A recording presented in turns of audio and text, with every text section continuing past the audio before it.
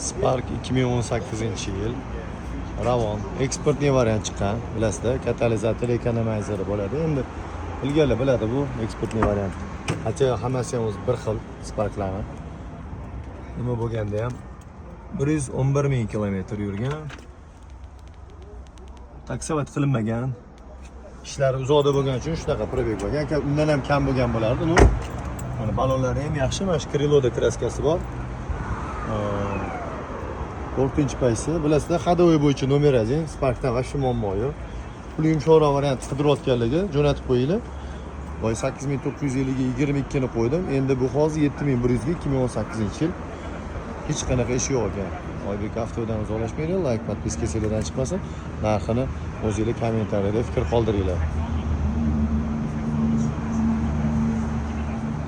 Mashina zo'r, turishiga gap yo'q. Hamda kichkina mana chaqasi bor ekan.